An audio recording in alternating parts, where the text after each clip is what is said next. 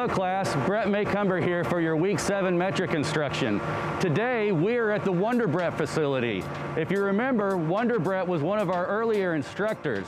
They have a cultivation operation.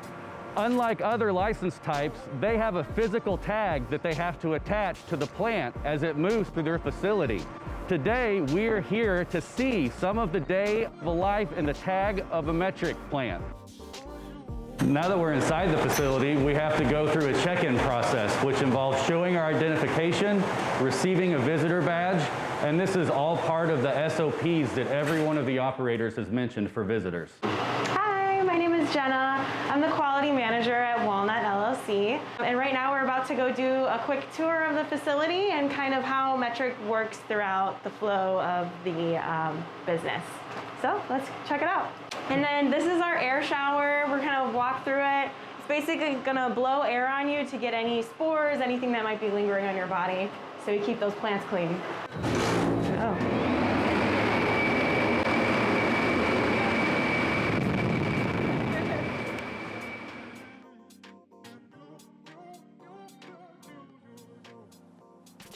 So we're gonna go into the nursery area right now. This is kind of where the whole process starts, where they're cutting clones and then planting them into their own little domes, lots of 50. This is Marlene, another metric guru here at Walnut. This is our cloning area. We lot tag every single dome tray. We hold 50 plants within a lot.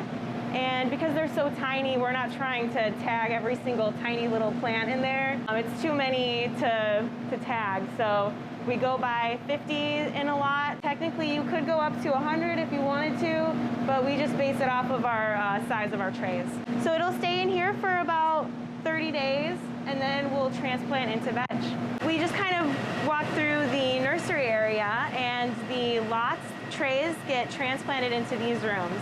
So each of those little plants that we saw in there get put into their own individual rock wool grow cube. They get tagged individually.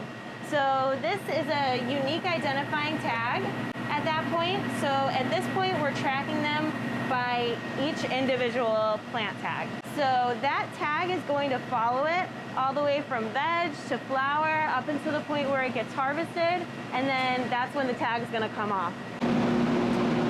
When we go from the veg room into the flower room, they're transplanting it into these rooms as well because they have different humidity, different temperature settings in these rooms to really make sure that the plants are thriving.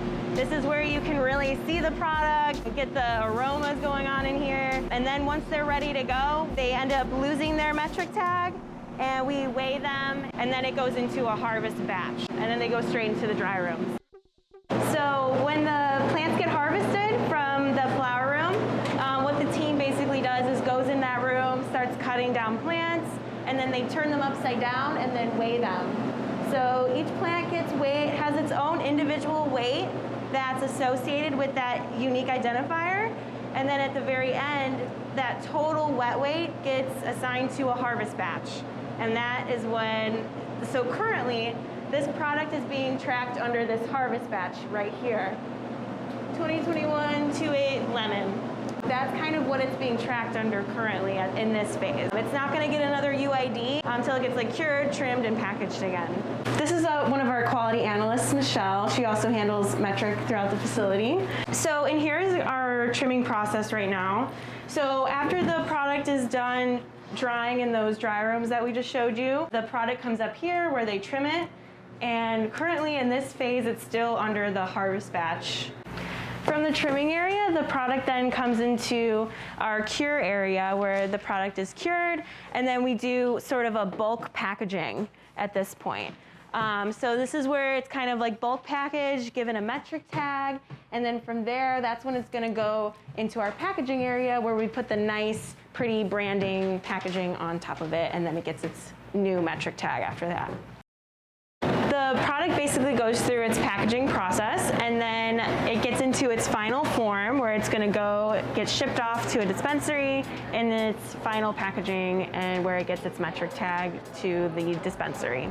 And that's pretty much where the process ends. From there, it goes into a manifest, and then all of that when it gets shipped back to a dispensary after that. So we'll start from the beginning in Metric as far as how this whole process starts. When we're cutting clones and we want to create a lot off of those clones, it first has to be put into a package. So what we want to do is find the mother tag that we want to pull the clone cuttings from. So we're going to go into the mother room. I'm going to filter out the mother room on here. Let's say we want to create 10 clones from Black Orchid.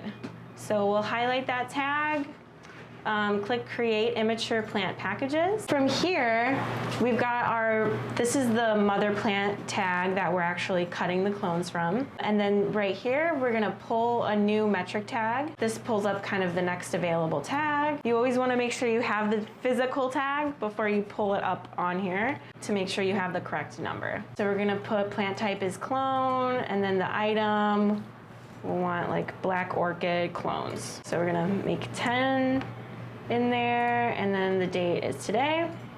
So then once you create that package, we're gonna go over to the package tabs, and then we would highlight which package we wanted to create plantings off of, and then select the create plantings. From there, you're going to give it its new lot tag. We track all of our tags that we use throughout the facility. It really helps us a lot if we ever wanna go back and try to troubleshoot things. So then we'll take out a new tag, a lot tag, type this into here. So 169, plant type would be clone, got 10. The location, we'll put them in our clone area, strain, and then the planting date. That is what you basically do to make this an official lot tag. So now we're gonna go back to the plants section of Metric, under our immatures. So now that's basically what gives us these lots here. And from here, when we're transplanting this lot into a veg room, you're gonna select which lots you wanna transplant, highlight them, and then go to change growth phase. These metric tags are issued to the companies by the state of California. You're only allotted a certain amount that you can order at a time. And then as you use them, they become available in Metric, and then you can reorder some more. There's just a easy little button here for tag orders, and then you can place your order right in Metric, and it gets shipped right here. Okay, class, now we're on to the next operator in the supply chain, which is gonna be our distributor. We're gonna go visit Hab and his team and find out what happens during the distribution portion of Metric data capture and daily operation.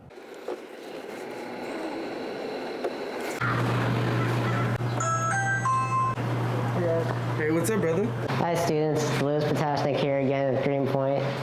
Today we're going to be talking about Metric, incoming transfers, repackaging, assemblies, and outgoing transfers to the final consumer. Let's go, yeah.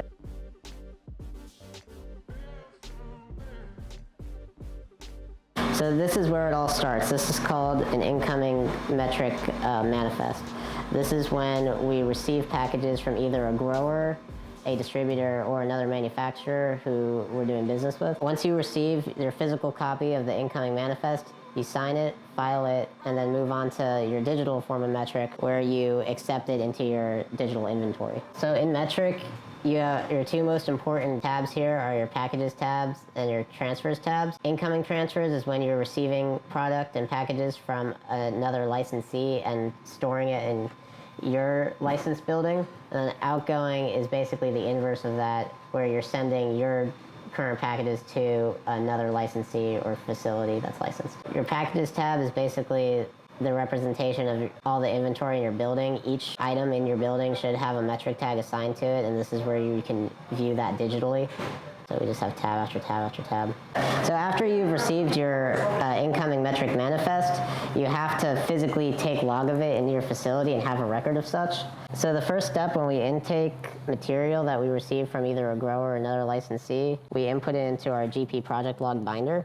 And in this binder, we notate who it's coming from, what we're doing with it, and assign a unique batch number to a particular batch of either biomass or finished product. And it just helps us keep record of what's coming in and out. So once we have the project notated and everything settled in our project log, we go into our biomass intake log. And then with the intake log, we actually go through and we weigh each bag of biomass or each box of finished material to make sure that all the inventory is 100% correct. And then once it's correct, we can confirm that with the digital version of Metric or the physical copy of the manifest. And if the weights are correct, then we go ahead and officially receive it into our Metric inventory. And then from there, we can either repackage it into new products or we can transfer it into other licensed facilities elsewhere. So typically whenever we receive biomass or any type of cannabis product, it has an associated metric tag attached to it. These metric tags allow you to cross-reference your actual inventory and your inventory on Metric to make sure that they're perfectly matched up. If they're not, it's considered to be non-compliant and is a big issue. These metric tags basically just allow us to stay organized. They're notated in our intake log so that when we do go and upload the intake log into Google Drive, we can cross-reference the manifest and the intake log to make sure all the weights and item amounts are the same throughout. Physical inventory matches the digital inventory perfectly. That's the goal. So the next step in Metric, once you've confirmed that your physical inventory matches your digital inventory, is to, in our case, repackage products like trim or shake or nugs into different products such as pre-rolls, distillate, or eighth jars. The process of doing that in Metric it's relatively simple. However, there are a lot of pitfalls that you could potentially get into if you're inexperienced or not properly educated on how to use Metric. The way you go about it is to select a package by either going into your packages tab, going into your active inventory, and then selecting whatever item you'd like to repackage into a new item. So in Metric, let's say you want to turn flour or trim into pre-rolls. All you need to do is select the original package tag, so let's say your trim, and select new packages at the top of your active tab. Once you've reached this screen, all you need to do is select your new package tag from the top of your stack, select the item you would like to turn your trim or shake into, so in this case it would be pre-rolls. From there, you would select the amount of material you used to make said pre-rolls, and the amount of pre-rolls you actually made. Then you would select the package date being today, and then select production batch to make sure that the production number is tracked throughout Metric until it hits retail shelves. Then simply create packages and you're done. Hello everyone. We just had a great visit with Hab over at his distribution and manufacturing facility where we learned about what it takes for a distributor to track products through Metric. We also learned from Hab and his team that they work very closely with the testing labs. So now we're over here at Bel Costa where we're going to learn what it takes for a lab to move product through Metric. Hi, my name is Johanna and I work at Bel Costa Labs. I will be guiding you on how I accept metric tags and the process. So I'm entering Jungle Boys right now. They just arrived and I just need to make sure that I put all of the accurate information. I like to copy and paste, double checking their distributor license, double checking their cultivator license, and then we're gonna just put their name. And it's flour. It's prepackaged flour, so I need to make sure I add that in the description. And it's 3.5 grams. All their tests that are required. Terpenes aren't required, but this client does like them, so we just added. So they have already used this. Elise. 56 terpenes. Everything looks good. And now I'm gonna print stickers. Sometimes my machine gets shy. So now I just separate them, corresponding, put some gloves on. And then I'm just gonna make sure that each tag matches.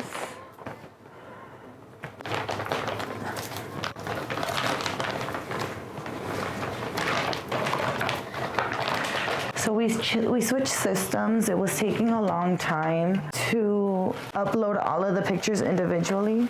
So now we're using our phone. We have an app that corresponds with our LIMS system. So we just make sure that we sanitize, we don't touch any of the product with our hands.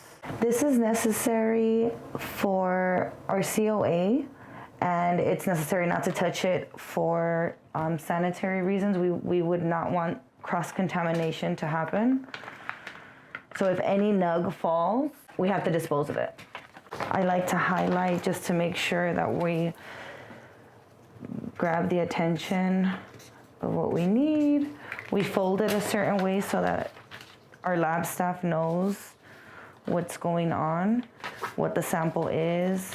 And so the metric sticker is on the front along with our BCA code. So this is important for, both of it is important for us to make sure that we're doing everything correctly. Go in with this next one. I'm doing the exact same thing. Use a brand new tray every time? Correct. I'm gonna take a picture. And the reason I take it on the picture and not on the app is because sometimes it's dark on the app, so I get to lighten it up to create a better picture for our client. Same process.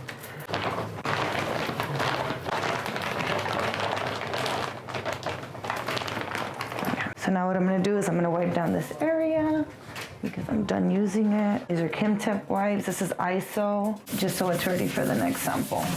Thank you, students, for joining us in the day of a life of a metric tag. We're back here at the LBCA Clubhouse where we're wrapping things up. We hope this video has helped understand the day in the life of a metric tag for someone who isn't a cannabis operator. Oftentimes, it's difficult to get visibility into the industry and what really takes place for operators on a daily basis. Thank you for joining us, and we hope this was a fun adventure for you.